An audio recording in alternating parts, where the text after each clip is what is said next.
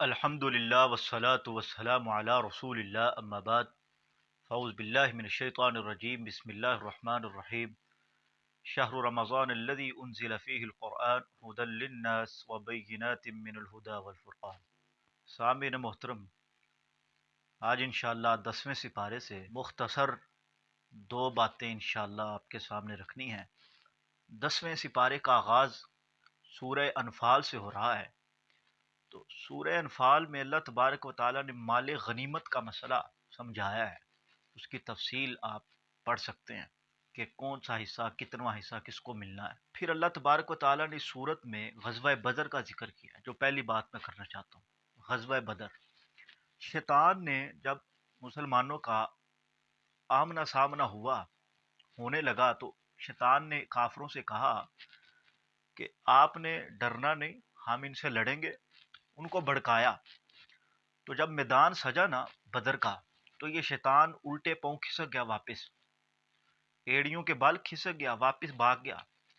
تو جب اس کو بھاگتے ہوئے دیکھا تو کافروں نے شیطان سے کہا کہ تم تو ہمیں کہتے تھے ہم ان سے لڑیں گے، مقابلہ ہوگا، تو اب ہمیں چھوڑ کر کہاں جا رہے ہو؟ یہ سورت اندر موجود ہے ساری تفصیل آیات۔ تو شیطان نے پتہ کیا کہا؟ اس نے کہا جو میں دیکھ رہا ہوں نا کہ اللہ کی مدد کیسے آ رہی ہے، وہ آپ نہیں دیکھ رہے۔ اللہ کی پکڑ بہت سخت ہے۔ وہ بھاگ گیا۔ اس کو پتا تھا کہ اللہ تبارک و تعالیٰ کی مدد اترنی ہے، اور وہ جناب کافروں کو چھوڑ کر کھسک گیا۔ اور آپ نے پھر دیکھا کہ کس طرح بدر کے میدان میں کافروں کو پھینٹی لگی، اور کتنے سردار کافروں کے بدر کی جنگ میں واصل جہنم ہوئے۔ تو یہ محترم بھائیوں، اس سپارے کے اندر موجود اللہ تبارک و تعالیٰ نے بدر کے اندر مسلمانوں کی بڑی مدد کی، فرشتوں کو نازل کیا اور مسلمانوں کو ثابت قدمی عطا فرمائی۔ یہ رمضان کا مہینہ تھا جس میں بدر کا معرکہ سجا۔ اللہ نے مسلمانوں کی خصوصی مدد کی۔ پھر اس صورت میں اللہ تبارک و تعالیٰ نے مسلمانوں کو یہ کہا ہے کہ تم اپنی مدد کو تیار رکھو۔ وَأَعِدُّوا لَهُم مَّا اسْتَطَعْتُم مِّن قُوَّةٍ، گھوڑوں کو، اپنے اسلحے کو ہر وقت تیار ہونا چاہیے۔ اللہ کے دشمن اور تمہارے دشمن، ان پر روب طاری رہے گا، اس لیے ہر وقت مسلمان کو الرٹ لینا چاہیے۔ اس کے پاس طاقت اور قوت، اسلحہ اس کا تیار رہنا چاہیے۔ یہ خصوصی اللہ تبارک و تعالی نے اس صورت میں مسلمانوں کو حکم دیا۔ سورہ انفال کے بعد سورہ توبہ ہے۔ سورہ توبہ محترم بھائیو، قرآن مجید کی وہ واحد صورت ہے جس کے شروع میں بسم اللہ الرحمن الرحیم نہیں۔ اس کی دو وجوہات بیان کی جاتی ہیں۔ پہلی وجہ تو یہ ہے کہ کہا جاتا ہے کہ یہ صورت اللہ تبارک و تعالیٰ نے غضب میں نازل کی ہے، غصے میں۔ دوسری وجہ یہ بیان کی جاتی ہے کہ یہ سورہ انفال جو پچھلی صورت ہے اسی کا یہ حصہ ہے، اسی لیے اس کے شروع میں بسم اللہ الرحمن الرحیم۔ بہرحال جو بات میں کرنا چاہتا ہوں اس صورت کے حوالے سے، صورت میں اللہ تبارک و تعالیٰ نے ان کافروں کا ذکر کیا جو حاجیوں کی بڑی خدمت کرتے تھے، ستو پلاتے تھے حاجیوں کو۔ کافر تھے لیکن خدمت کرتے، جو حج کرنے کے لوگ آتے۔ تو اللہ نے کہا کہ ستو پلانے کا تب تک فائدہ نہیں ہوگا جب تک تم ایمان لے کر نہیں آؤ گے اللہ کی ذات، پھر خدمت کرو، پھر اس کا اجر ملے گا۔ اور اللہ تبارک و تعالیٰ نے کہا کہ یہ مال، یہ بیوی بچے، یہ بیٹے بیٹیاں، یہ گھر بار، یہ کوٹھی بنگلہ، یہ مال دولت، یہ کاروبار، یہ تجارت، یہ اگر تم یہ سب چیزیں اللہ اور اللہ کے رسول اور جہاد سے زیادہ عزیز ہیں تو اللہ کے عذاب کا انتظار کرو۔ تو محترم بھائیوں، جب تک کوئی بھی شخص ایمان لے کر نہیں آئے گا تب تک وہ جتنے مرضی خیر کے کام کرتا رہے، لوگوں کو تو فائدہ ہوگا لیکن اس کی ذات کو کوئی فائدہ نہیں ہوگا۔ اس کا اجر اللہ تبارک و تعالیٰ مرتب نہیں کرتے جب تک وہ ایمان نہیں لاتا۔ تو یہ چلتے چلتے باتیں ہو جاتی ہیں، کیونکہ باتیں بہت ساری ہوتی ہیں، یہ ویسے میں کر دیتا ہوں تاکہ آپ کے ذہن نشین ہو جائے۔ بہرحال جو دوسری بات میں کرنا چاہتا ہوں وہ محترم بھائیوں، اس میں اللہ تبارک و تعالیٰ نے حنین کے معرکے کا ذکر کیا۔ آپ مسلمانوں کی جتنی بھی جنگیں ہوئی ہیں آپ دیکھیں تو ان میں مسلمانوں کی تعداد ہمیشہ کم رہی ہے، افرادی لحاظ سے بھی اور قوت اور طاقت کے لحاظ سے بھی۔ مسلمان اللہ کی مدد اور اللہ کی نصرت کے ساتھ ہمیشہ غالب رہا ہے، اور اللہ تبارک و تعالیٰ نے فتح سے ہمکنار کیا ہے مسلمانوں کو۔ غزوہ حنین جو ہے یہ ایسا معرکہ تھا کہ جس میں مسلمانوں کی تعداد بہت زیادہ تھی، کثرت سی تعداد کی۔ تو مسلمانوں کی تعداد زیادہ تھی تو ان کے دل میں یہ فخر پیدا ہوا کہ آج جو ہے ہم فتح یاب ہوں گے ہر صورت میں۔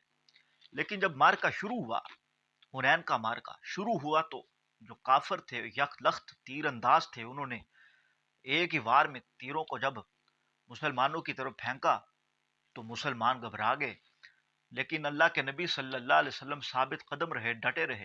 تو اللہ کے نبی کو دیکھ کر صحابہ بھی ڈٹے، مقابلہ جاری رہا۔ اللہ تبارک و تعالی نے حنین کے اندر مسلمانوں کو فتح عطا فرمائی۔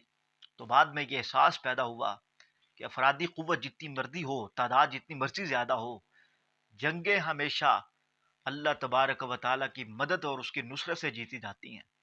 تو یہی محترم بھائیوں ہمارا ایمان اور جذبہ ہے کہ جتنی مرضی طاقت پاس ہو، جتنا مرضی اسلحہ پاس ہو، جتنے مرضی قوت ہمارے پاس ہو، لیکن جب تک اللہ کی مدد اور اللہ کی نصرت نہیں آئے گی، ہم جنگ اور کوئی مقابلہ جیت نہیں سکتے۔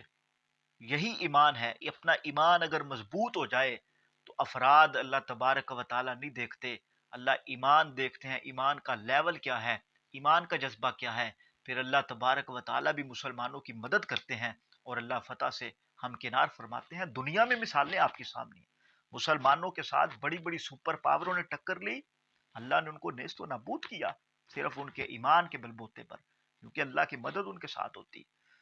تو یہ دو باتیں محترم بھائیوں میں نے آپ کے سامنے رکھی ہیں۔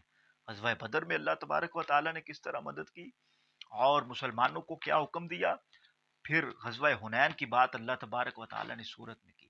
باتیں بہت ساری ہیں، آخر میں ایک بات کر دیتا ہوں۔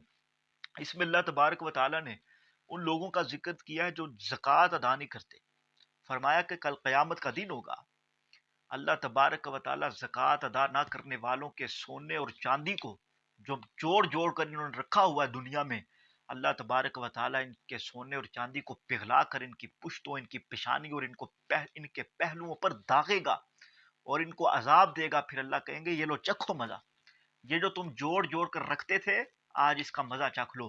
تو محترم بھائیو، زکوٰۃ جو ہے یہ ہر صاحب استطاعت مسلمان پر فرض ہے، اس کو ضرور ادا کرنا ہے اور اپنے ایمان کو مضبوط کرنا ہے۔ اللہ تبارک و تعالیٰ نے ان دو صورتوں کے اندر مسلمانوں کے جذبے کو، جذبہ جہاد کو ابھارا ہے۔ تو جذبہ جہاد ہونا ہر مسلمان کے دل میں ضروری ہے، ہر وقت الرٹ لینا ضروری ہے۔ اللہ تبارک و تعالیٰ ہمارے دلوں میں جذبہ جہاد کو سرشار فرمائے اور اللہ تبارک و تعالیٰ جو اسلام کے بنیادی ارکان ہیں، زکوٰۃ اور جتنے بھی دوسرے معاملات ہیں، اللہ ہمیں پورا کرنے کی توفیق عطا فرمائے، قرآن کو سمجھنے اور اس پر عمل کرنے کی توفیق عطا فرمائے۔ آخر دعوانا الحمدللہ۔